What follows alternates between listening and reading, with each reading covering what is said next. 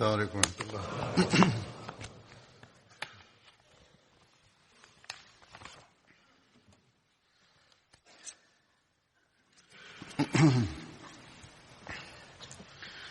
أشهد أن لا إله إلا الله وحده لا شريك له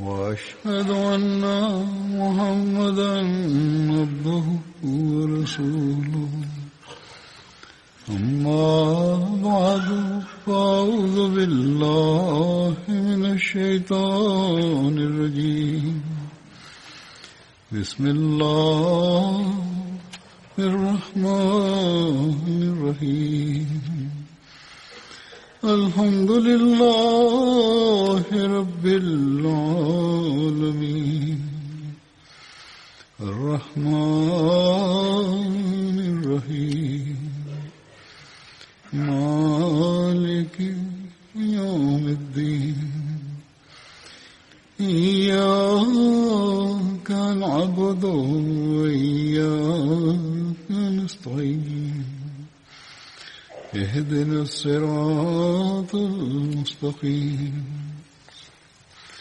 صراط الذين أنعمت عليهم غير المغضوب عليهم ولا الضالين. Ассаламу алейкум ва рахматуллах. В нескольких последних проповедях я рассказал о Хазрате Сааде бин Убаде. И сегодня я завершу эти воспоминания о нем. После смерти посланника Аллаха, мир ему и благословение Аллаха, он был одним из тех, кого хотели выбрать своим халифом ансары. Хазрат Мирза Башир Ахмад в своей книге Сират Хатаман Набиин «Жизнеописание печати пророков» написал: ансары настаивали на том, чтобы он был избран халифом, поскольку он был вождем своего народа, и когда халифом был выбран Хазрат Абу Бакр, Хазрат Саад бин Убад колебался по причине того, что ансары хотели избрать халифом его.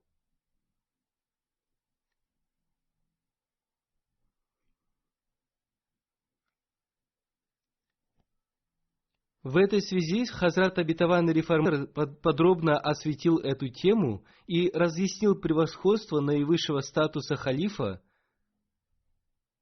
и поэтому я считаю важным рассказать об этом. Это является потребностью времени.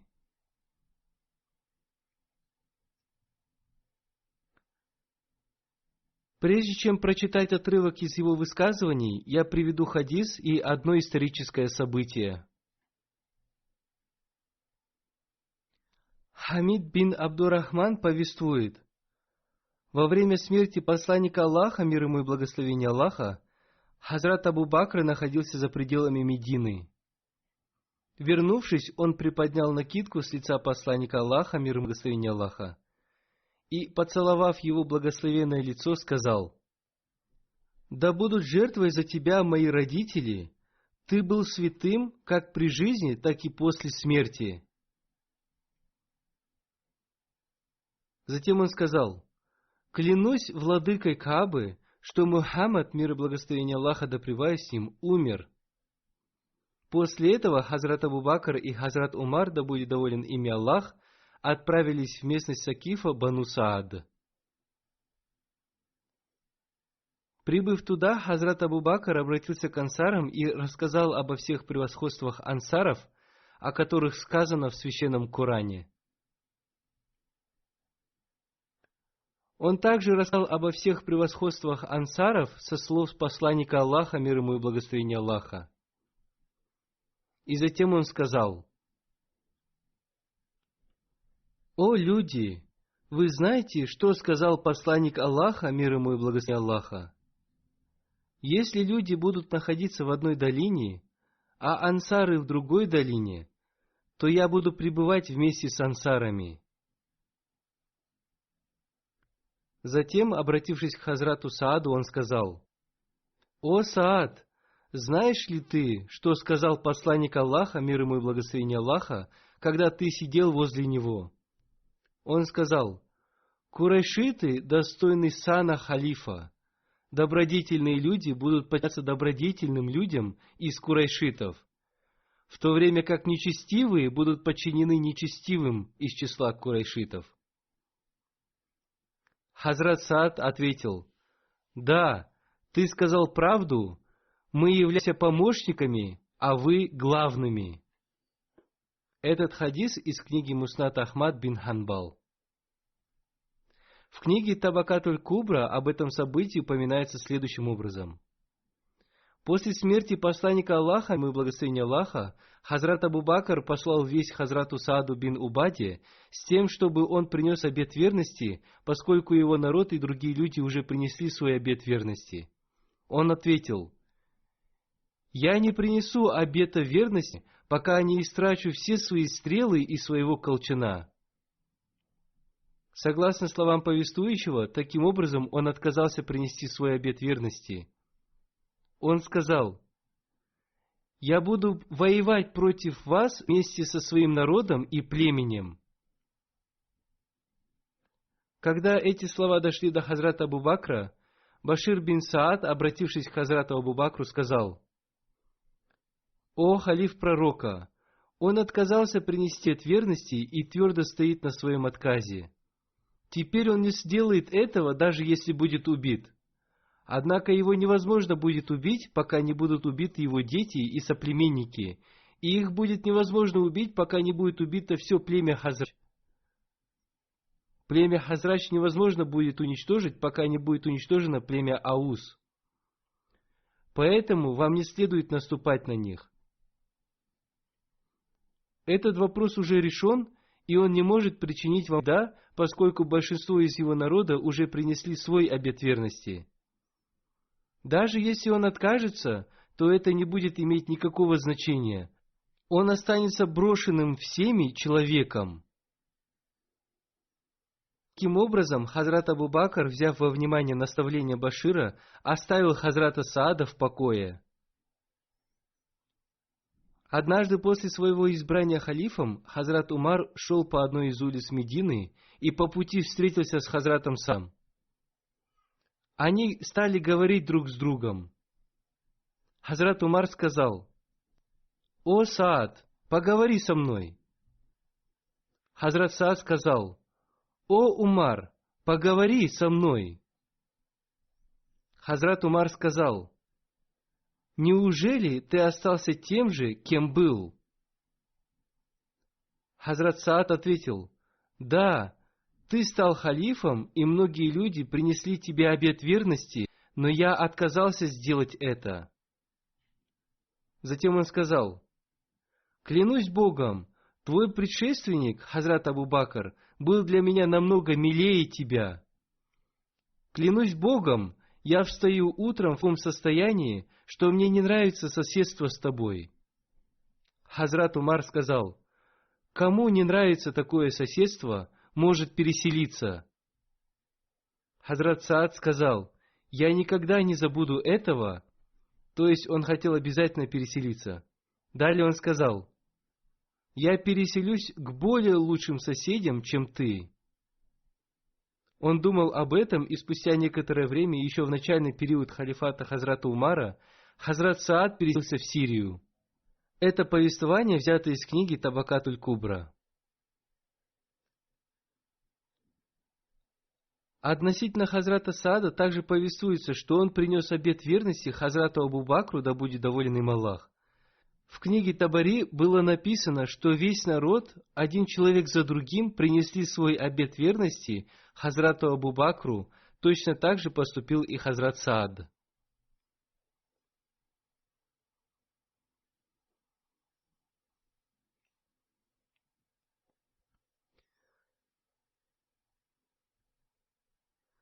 А сейчас я представлю вашему вниманию отрывки из речи Хазрата Обетованного Реформатора. В этих отрывках были затронуты различные аспекты относительно того, почему необходимо приносить обет верности халифу, каким превосходством обладает институт халифата. И какое значение имеет поступок Хазрата Саада? В одной из своих пятничных проповедей Хазрат Обетованный Реформатор сказал: одним из значений слова «катль» – убийство является бойкот. После смерти посланника Аллаха, мир ему и благословение Аллаха, среди его сподвижников возникли разногласия относительно института халифата. Ансары считали, что они имеют больше прав на халифат, поскольку они являются местными людьми, ибо халифом, по их мнению, должен был стать один из них и один мухаджиров. То есть должно было быть два халифа. Племя Бану Хашим считало, что оно имеет больше прав на халифат, поскольку они были из рода посланника Аллаха, мир ему и благословение Аллаха. Мухаджиры считали, что халиф должен быть из числа курайшитов, поскольку арабы подчинялись им. Но при этом они не называли ни одного человека. Они говорили, чтобы мусульмане избрали одного человека, и кого бы они ни избрали, он должен считаться халифом от Бога. Когда они сказали об этом, ансары и племя Бану Хашим согласились с этим. Тем не менее, этого не понял один сподвижник из числа ансаров. Это был тот, кого ансары хотели избрать своим халифом. Он не понял это по какой-то другой причине или посчитал это за оскорбление. В итоге он отказался принести обет верности Хазрату Абу Бакру. В исторических книгах есть известные Хазрата Умара относительно этих событий. Написано, что в это время он сказал: «Убейте Саада». Однако его так и не убил. Некоторые лингвисты написали, что на самом деле это означало объявление бойкота в отношении Хазрата Саада, то есть речь шла об объявлении ему бойкота. В исторических книгах зафиксировано, что Хазрат Саад регулярно посещал мечеть и в одиночестве совершал свои молитвы. Ни один сподвижник не разговаривал с ним. Одним словом, слово «катль» означает бойкот и отдаление от своего народа. Еще в одном месте, рассказывая о событиях, связанных с Хазратом Саадом бин Убадой, Хазрат Обетованный Реформатор сказал: в одной из своих проповедей я рассказывал об одном сподвижнике из числа ансаров. После смерти посланника Аллаха, мир ему и благословение Аллаха, ансары хотели избрать халифом кого-то из своего числа. Однако после того, как мухаджиры и особенно Хазрат Абу Бакр сказали сподвижникам, что такой выбор не будет полезен для мусульман, поскольку не все мусульмане будут довольны таким выбором, то есть выбором халифа из числа ансаров. После этого ансары и мухаджиры согласились принести обет верности на руке одного из мухаджиров. В итоге все они согласились на халифат Хазрата Абу Бакра, да будет доволен им Аллах.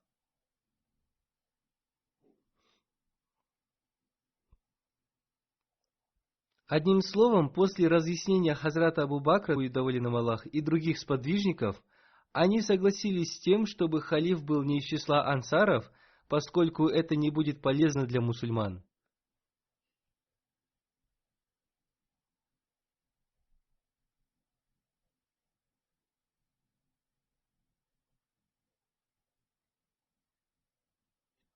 В конце концов, они пришли к мнению, что халиф должен быть из числа мухаджиров, и все единогласно согласились на халифат Хазрата Абу Бакра, да будет доволен им Аллах.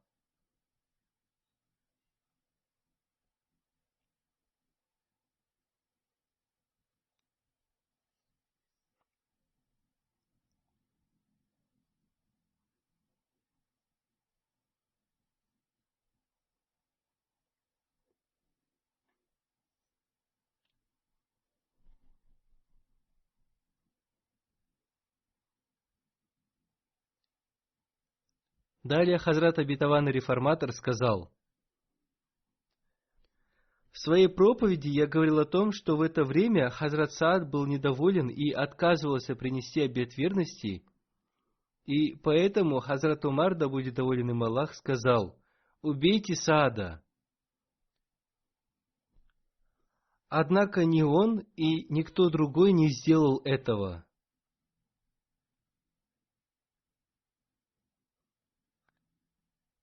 Хазрат Саад продолжал жить во время халифата Хазрата Умара, да будет доволен им Аллах. И в период халифата Хазрата Умара, как я уже сказал выше, он переселился в Сирию, и там же он умер.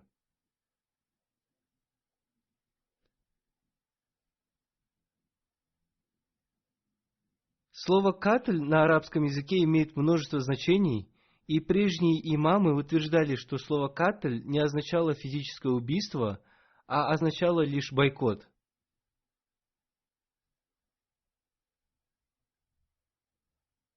Несомненно, что на языке урду это слово означает физическое убийство. Однако одним из значений этого слова на арабском языке является бойкот. Лингвисты утверждают, произнося это слово «катль», Хазрат Умар, да будет доволен им Аллах, не имел в виду физическое убийство. Он подразумевал под этим бойкот и оставление его в одиночестве. Если бы он имел в виду его физическое убийство, то почему он, будучи очень эмоциональным человеком, не убил его? Или почему его не убили другие сподвижники? Хазрат Умар, да будет доволен им Аллах, не убил его даже в период своего халифата.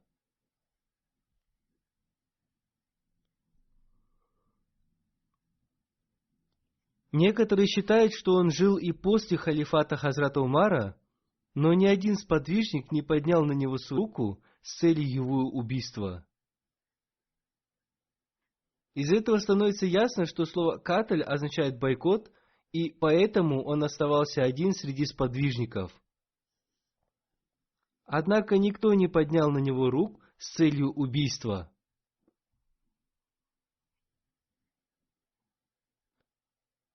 Хазрат обетованный реформатор сказал: в одной из своих проповедей я говорил о том, что если кто-то во сне увидит, как убивают какого-то человека, то это толкуется так, что ему объявят бойкот.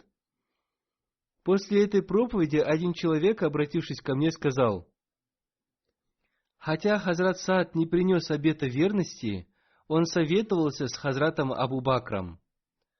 Слова этого человека имели два значения.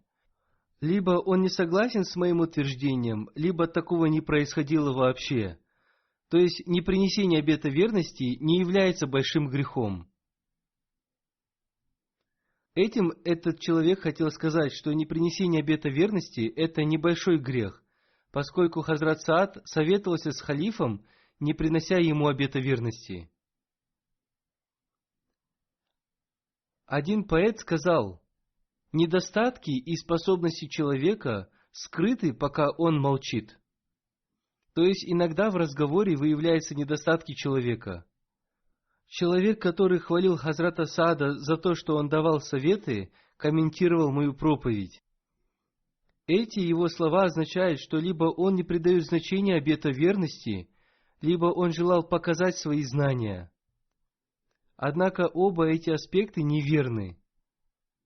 Демонстрация им своих знаний бесполезна, поскольку они до такой степени неверны, что каждый разумный человек высмеет их.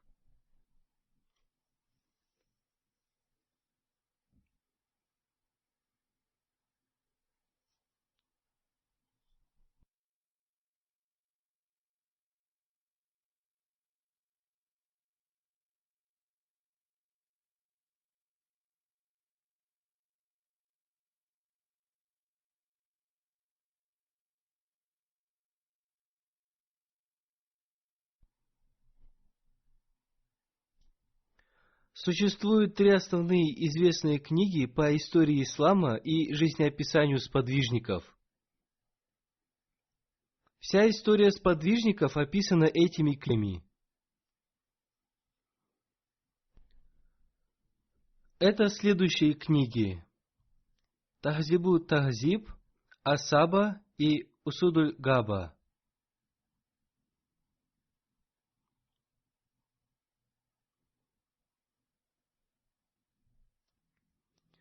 Во всех этих 3 книгах написано, что Хазрат Саад отстранился от других сподвижников и переселился в Сирию, где и умер.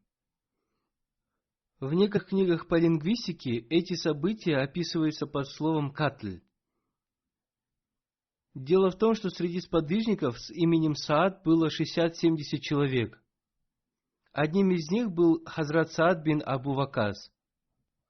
Он был одним из 10 человек, причисленных к Ашара аль-Мубашира, то есть к тем 10 сподвижникам, которые уже на земле были удостоены рая.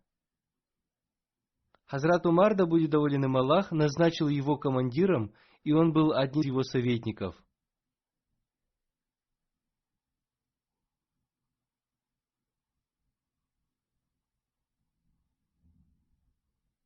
По всей видимости, человек, который выдвигал возражения относительно моих проповедей по причине недостатка знаний, перепутал его с Хазратом Саадом. Однако это 2 разных сподвижника. Он поспешил с комментарием моих проповедей. В своей проповеди я не упоминал мухаджира Хазрата Саада бин Абу Вакаса, напротив, я упоминал о сподвижнике из числа ансаров. Кроме этих 2 сподвижников, было еще 60-70 сподвижников с именем Саад. Саадом, о котором я упоминал, был Саад бин Ада.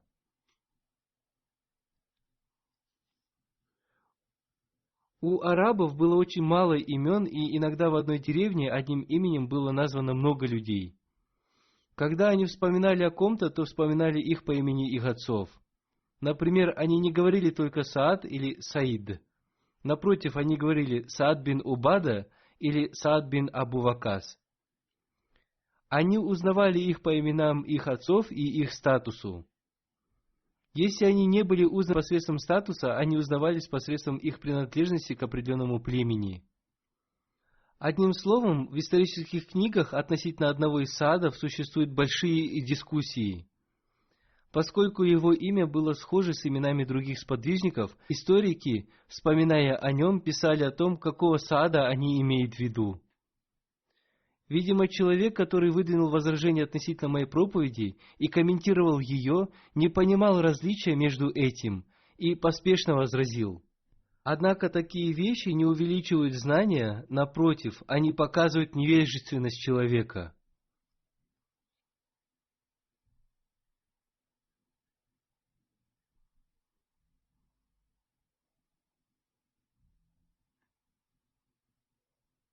Далее Хазрат Обетованный Реформатор сказал: халифат – это такая вещь, что отдаление от него не приносит человеку чести. Я слушал в этой мекке Хазрата первого халифа Обетованного Мессии, да будет доволен им Аллах. Вероятно, имеется в виду мечеть Акса.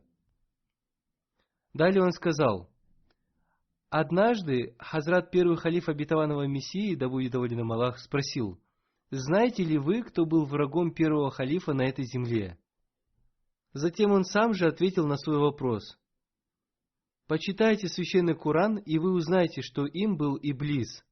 То есть Всевышний Аллах избрал халифа, а Иблис стал его врагом. Я тоже являюсь халифом, и кто будет моим врагом, тот и будет являться Иблисом.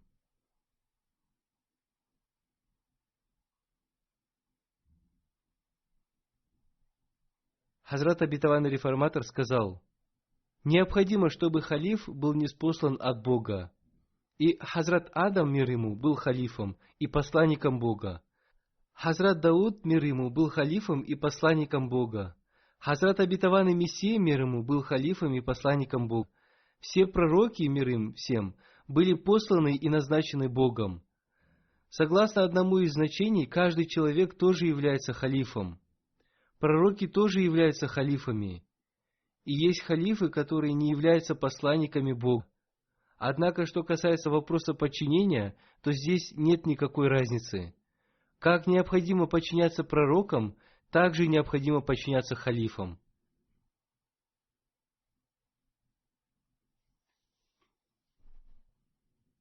Да, в этих 2 видах подчинения есть одно отличие. Одно состоит в том, что пророкам подчиняются по причине того, что они являются источником святости и ниспослания откровений. в то время как халифы являются источником исполнения Божьих откровений и системы Бога. То есть откровения, ниспослаемые пророком, исполняются халифами. Халифы продолжают систему, начатую пророками. Поэтому знающие люди говорят, что пророки удостаиваются великой чести, в то время как халифы удостаиваются меньшей чести. В этой мечети в Кадиане в пятницу я слушал стоящего на этом мимбаре хазрата первого халифа, обетованного Мессии, мир ему, который сказал: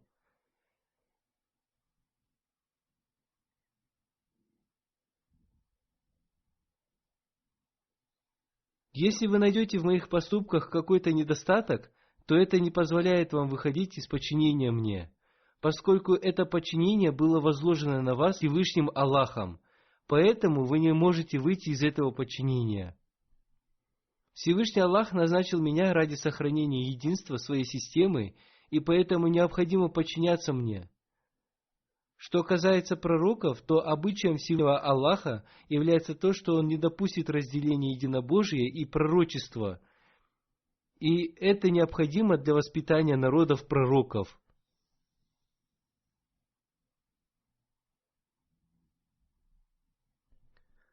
Например, Всевышний Аллах установил саджду сахв, земной поклон исправления, по причине забывчивости человека.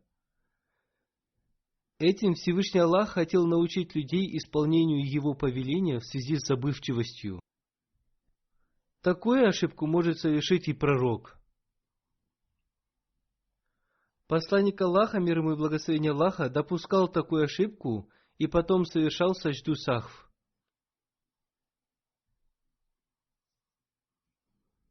Все деяния пророков находятся под защитой Всевышнего Аллаха. Что касается халифов, то под защитой Всевышнего Аллаха окажутся все их деяния, совершенные ради развития общины. Если они и пустят какую-то ошибку, то они не будут настаивать на ней, чтобы не создавать в общине порчу. Они не будут допускать те ошибки, которые приведут победу ислама к поражению. Те деяния, которые совершаются ради укрепления системы и превосходства ислама, будут пребывать под защитой Всевышнего Аллаха.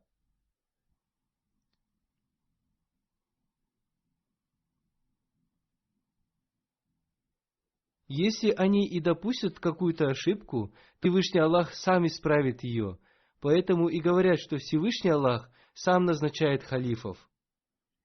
Это не значит, что они не могут ошибаться, это значит, что Всевышний Аллах исправит их ошибки в речи и в поступках. Если Он и не исправит их ошибок, то Он удержит их от плохих последствий этих ошибок.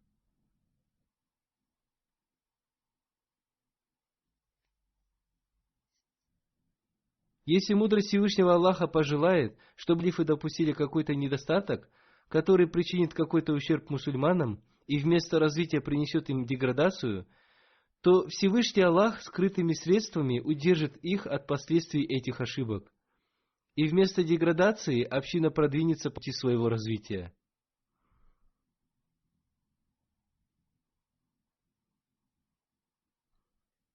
Таким образом, проявится тайная мудрость Всевышнего Аллаха и будет устранена причина, по которой халиф совершил ошибку. Пророки удостаиваются двух вещей, то есть великой и меньшей честью. Они одновременно являются источником святости, ниспослания откровений и их исполнения, а также они являются источником установления системы общины. Да, вполне возможно, что в некоторых деяниях они обладают меньшей святостью по сравнению с другими святыми, однако это не значит, что халифы не являются источником святости.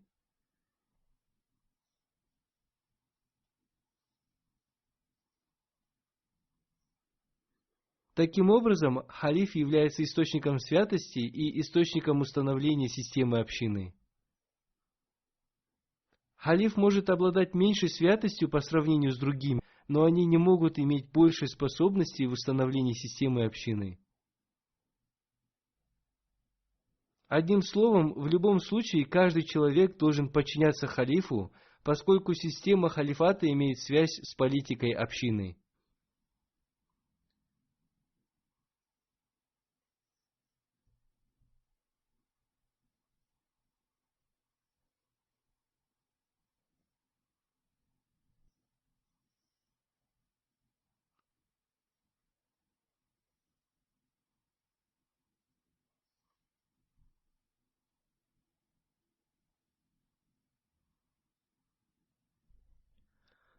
Некоторые люди, услышав слова «политика общины», могут удивиться.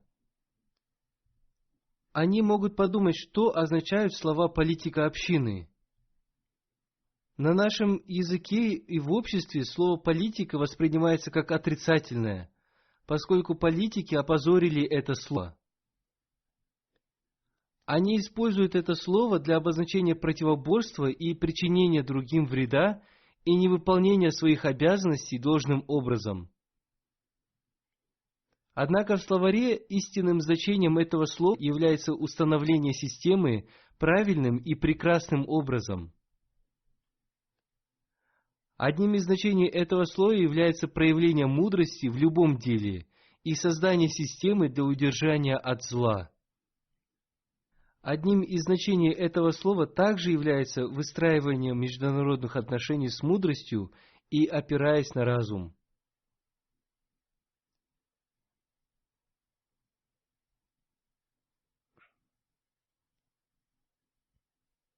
Одним словом, в этом и заключается истинное значение слова «политика». Это слово содержит в себе все эти положительные и позитивные значения. К сожалению, по причине деяний политиков и наших собственных ошибок, мы забыли истинное значение этого слова. Мы помним только отрицательное значение этого слова. Хазрат Обетованный Реформатор, да будет доволен им Аллах, использовал здесь положительное значение этого слова. Здесь имелись в виду все те положительные значения этого слова, о которых я говорил. То есть создавать систему общины с мудростью, с опорой на разум и проявляя свои лучшие способности.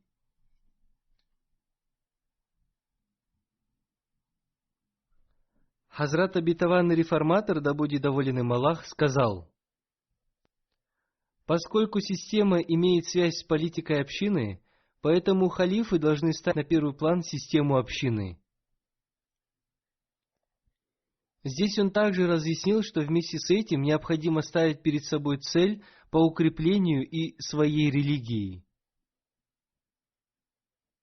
То есть в обязанность халифа входит улучшение системы общины и укрепление религии.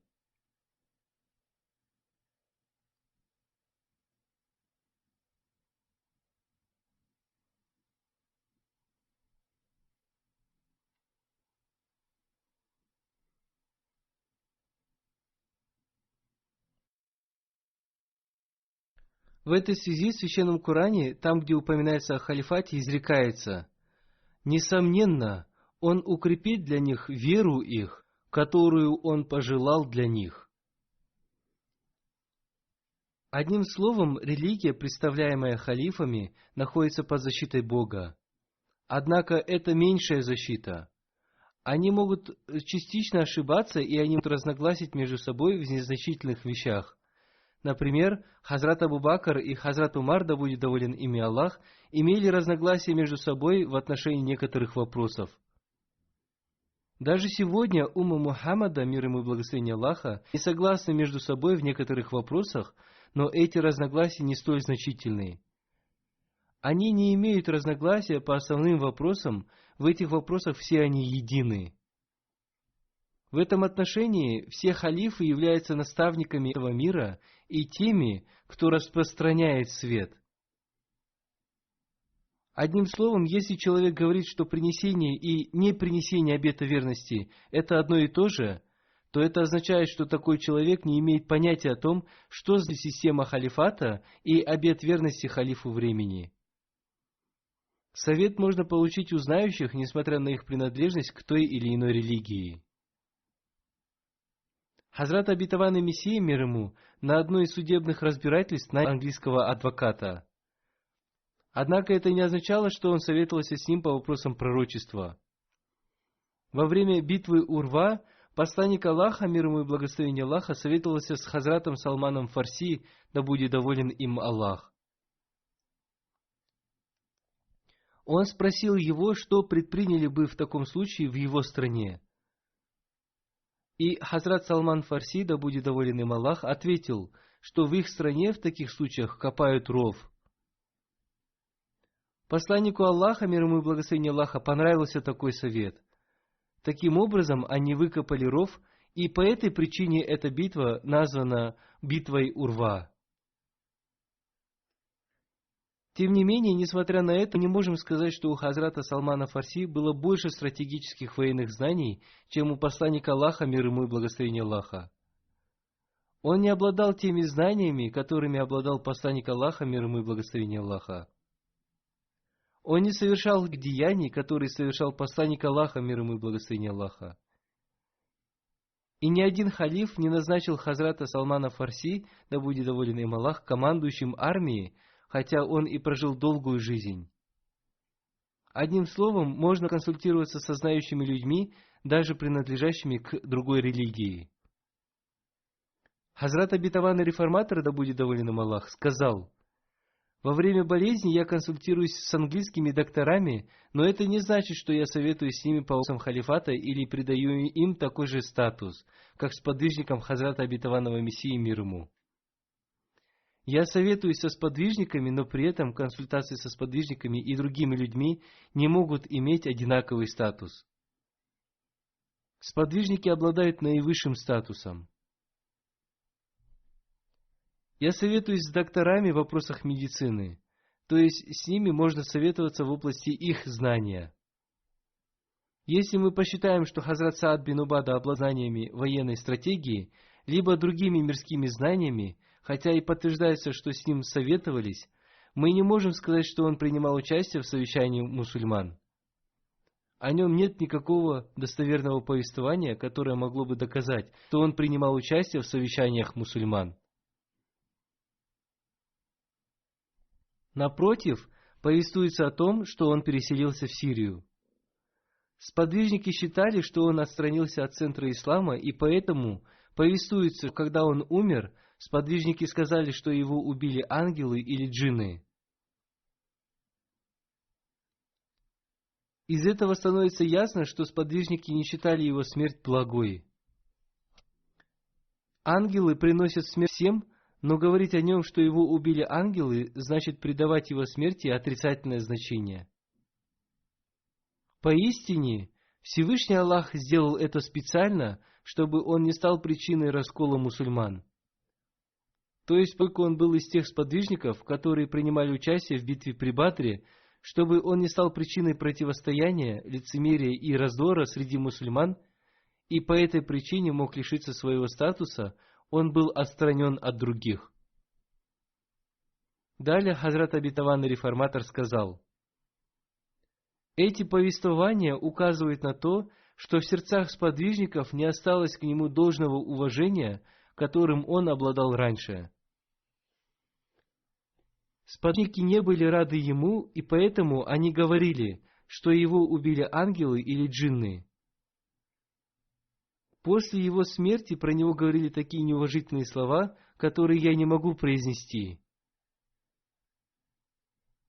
Одним словом, считать, что человек, не принесший обета верности, может обладать тем же статусом, что и тот, кто принес обет верности, противоречит истории и учению ислама.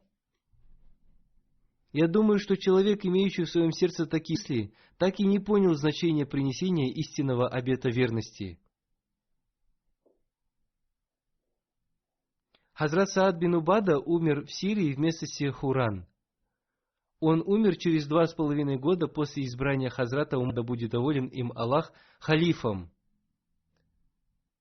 Согласно Аламе ибн Хаджару аль-Аскалани, он умер в Сирии в городе Басра. Это был первый город в Сирии, где мусульмане одержали победу. Существует повествование о том, как в Медине узнали о его смерти. В Медине были колодцы Мамба и Сакен, и в дневную жару юноши ныряли в них. И они услышали, как и человек говорил: «Мы убили вождя племени Хазрач Саада бин Убаду. Мы попали 2 стрелами ему в сердце. Наши стрелы попали прямо в цель». Эти слова испугали юношей, и этот день стал считаться днем его смерти. Повествуется, что Саад был убит, когда он присел по малой нужде. Как уже было сказано, он умер в период халифата Хазрата Умара. Относительно года его смерти существуют разные версии. Кто-то считает, что он умер в 14 году по хиджре, кто-то в 15, а кто-то в 16 году. В книге Табакат-уль-Кубра написано, что могила Хазрата Саада находится в селении Маниха возле Дамаска. Сегодня я вспомню о двух покойных и совершу их молитву джаназа. Первый из них – это покойный, уважаемый Саид Мухаммад Сарвар Шах Сахиб, который служил в офисе Садр Анджуман Ахмадия, Кадьян. Он умер 8 января 2020 года в возрасте 85 лет. Инна лилляхи ва инна илейхи раджиун. В последнее время он болел раком и с терпением и мужеством переносил свою болезнь. До самой своей смерти он прекрасным образом выполнял свои обязанности. Он не позволял своей болезни препятствовать ему в выполнении своих обязанностей. Он происходил из известной и искренней ахмадийской семьи из селения Сонгра, провинции Ариса. Его прадед по матери, Хазрат Саид Абдул-Рахим, был сподвижником Хазрата Обетованного Мессии мир ему. Его дед по матери, Маульви Абдул-Алим, был ученым в области религии и поэтом. После его рождения его отец попросил своего тестя дать имя ребенку. Его тесть сказал, что видел во сне, как Хазрат Саид Сарвар Сахиб пришел в их дом, и поэтому он дал ему имя Саид Сарвар Шах. После получения начального образования, затем он получил степень бакалавра в городе Катак.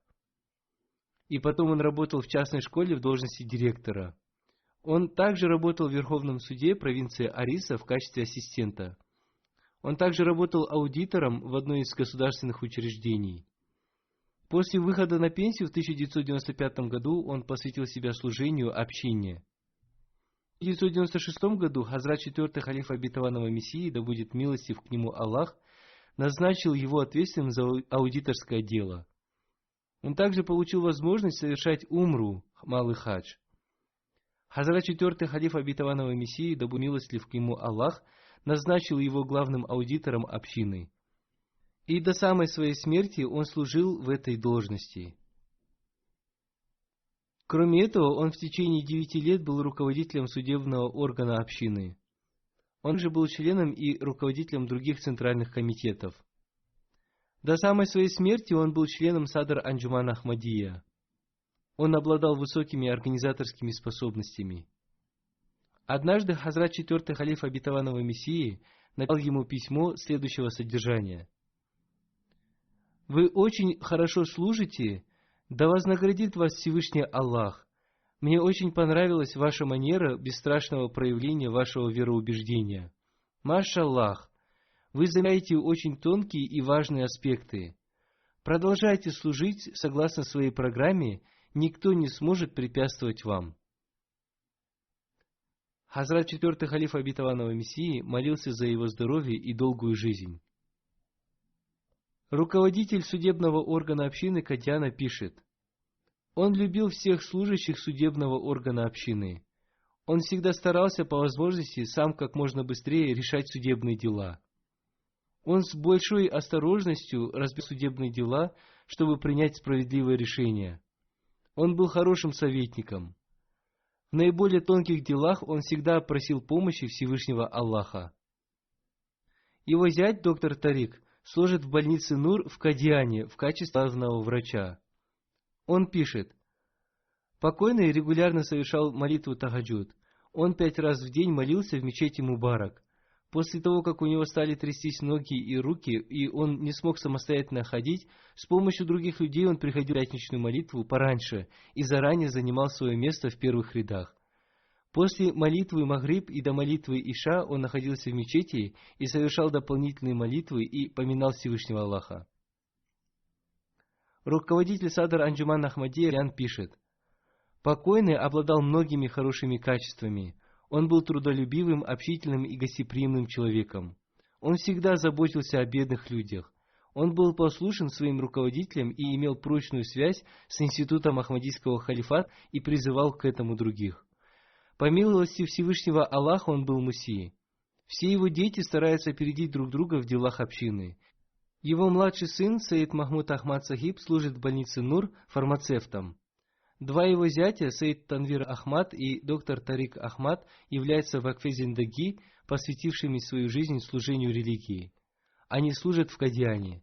Его младший зять, Саид Хасан Хан Сахиб, после выхода на пенсию служит в общине в качестве волонтера. В период руководства Анджуман Ахмадия, Сахибзады Мирзы Васима Ахмада Сахиба, он всегда обращался к нему за советом относительно своих обязанностей. Покойный всегда говорил, что в Кадиане нет более любящего людей человека, чем Мирза Васим Сахиб. Покойный тоже жил в обители Мессии, мир ему, и Хазрат Мия Васим Сахиб всегда заботился о нем. Иногда, вспоминая о его милосердии и любви, он плакал. Он очень сильно уважал дервишей Кадиана. Он сам вел смиренную жизнь дервиша. Он очень любил учащихся Джамия Ахмадия, Ахмадийского университета, и с большим уважением относился к богословам общины. Да возвысит Всевышний Аллах его степени в раю. Пусть его дети последуют по его стопам. Имя второй покойной, по которой будет прочитана заупокойная молитва джаназа, Шаукат Гаухар Сахиба. Она была супругой доктора Латифа Ахмада Курайши Сахиба из Рабвы и дочерью Мауляна Абдуль-Малик Сахиба. Она умерла в Рабве 5 января 2020 года в возрасте 77 лет. Инна лиляхи ва инна иляхи раджун. По милости Всевышнего Аллаха она была мусия.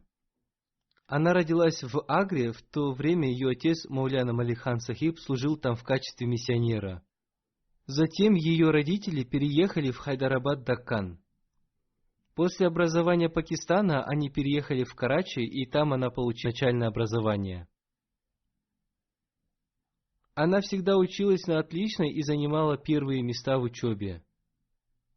Она с детства с большой любовью принимала участие в религиозных делах. Она была назначена секретарем офиса Насират. Во время своего секретарства она подняла Насират на первое место. В 1961 году она вышла замуж за доктора Латифа Курайши Сахиба, в то время он учился в медицинском колледже. Затем он уехал учиться в Англию, и она отправилась туда вместе с ним. После окончания учебы доктор Сахиб написал об этом Хазрату Третьему халифу обетованного Мессии, и Хазрат Третий халиф посоветовал ему вернуться в Пакистан и служить в больнице Фазли Умар в Рабве. Таким образом, она переехала в Рабву вместе со своим мужем и с большой радостью стала служить в общине. Она получила возможность служить во многих делах женской организации общины Ладжна и Маула. Я думаю, что каждая женщина и каждая девушка, так же как и мужчины, жившие в те времена, знают о ее служении. Когда моя мать Сахибзада Насира Бегин была главой женской организации Ладжна и Маула в Рабве, она назначила ее генеральным секретарем комитета управления этой организации. Она служила на этом посту в течение 15 лет. В это время она училась работать у моей матери. После этого она получила возможность служить на высоких административных постах в общине. Она служила на посту генерального секретаря Центрального комитета управления общины Пакистана. Она хорошо служила на этом посту в течение 6 лет. Из-за болезни ей пришлось оставить свое служение, но несмотря на это, она по своей возможности служила общине другими способами. В общей сложности она служила общине в разных сферах деятельности в течение 50 лет. Каждая женщина и девушка, служившие с ней, хвалят ее. Одним из ее знаменитых качеств было доброе отношение к соседям, бедным и нуждающимся людям. К этим качествам можно отнести гостеприимство, регулярную уплату взносов при первой же возможности. Даже в этом году, когда я объявил о начале нового финансового года в Вакфе Джадид, она сразу же внесла свои взносы. О начале нового финансового года фонда Вакфе Джадид было объявлено 3 января, и она сразу же внесла все свои взносы, а 5 января она скончалась. Доктор Курайши Сахиб пишет: Уважаемая покойная, прожив со мной 50 лет, с честью выполнила свои обязанности супруги, матери, сестры и дочери. Доктор Сахиб, вероятно, забыл еще об одном ее качестве. Она также была невесткой, ее свекр и свекровь до сих пор живут вместе с ними. Несмотря на свою болезнь, она ухаживала за ними и считала их своими родителями. Одним словом, она ушла из этого мира, прожив примерную жизнь. Она долго болела, но, несмотря на это, она с большой любовью выполняла свои домашние обязанности. Она терпеливо переносила свою болезнь и никогда не жаловалась. Она имела очень крепкую и прочную связь с институтом Ахмадийского халифата. Она оставила мужа, 3 сыновей и 2 дочерей. 2 ее сына и 1 дочь стали врачами. Один из ее сыновей получил профессию инженера. Одним словом, все ее дети получили хорошее образование. Они смогли дать хорошее образование своим детям, находясь в трудном положении. Однажды одна из ее дочерей спросила у нее, почему она не носит дорогих украшений и дорогую одежду. Она ответила, «Все сбережения я трачу на ваше образование. Ваше образование и есть моя одежда и мое украшение.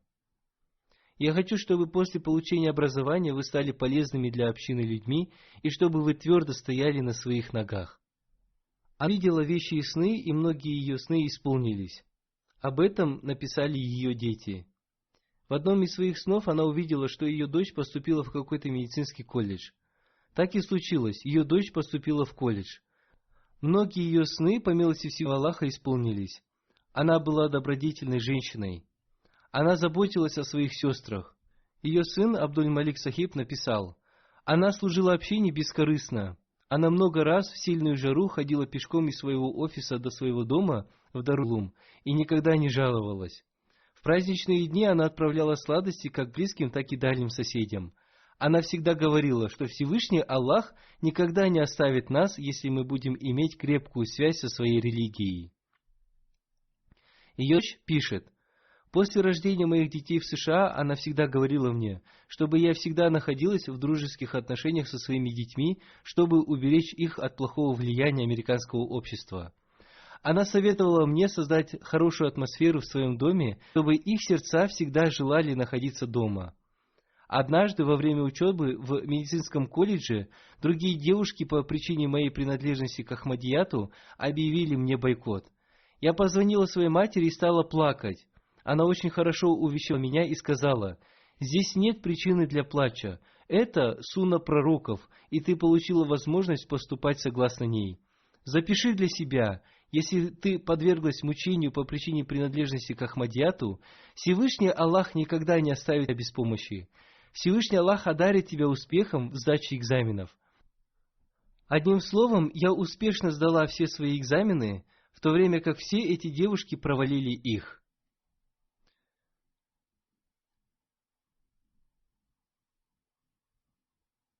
Пусть Всевышний Аллах возвысит ее степени в раю. Пусть ее дети пойдут по ее стопам. Пусть они станут добродетельными и праведными слугами религии. Пусть они будут иметь искреннюю и преданную связь с институтом Ахмадийского халифата.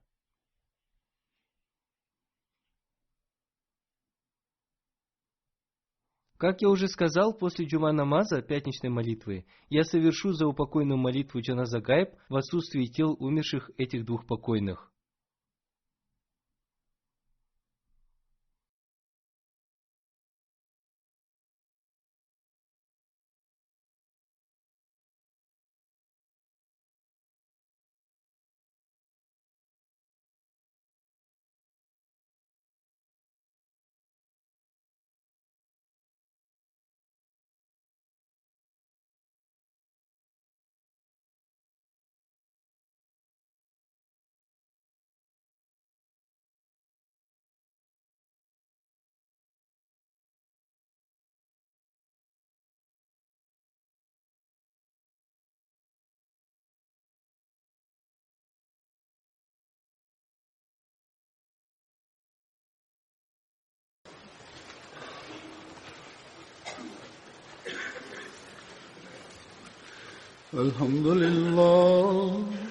الحمد لله نحمده ونستعينه ونستغفره ونؤمن به ونتوكل عليه ونعوذ بالله من شرور أنفسنا ومن سيئات أعمالنا من يهده الله فلا مضل له ومن يضلل فلا هادي له ونشهد أن لا إله إلا الله ونشهد أن محمدا عبده ورسوله عباد الله رحمكم الله إن الله يأمر بالعدل والإحسان وإيتاء ذي القربى وينهى عن الفحشاء والمنكر والبغي يعظكم لعلكم تذكرون اذكروا الله يذكركم وادعوه يستجب لكم ولذكر الله أكبر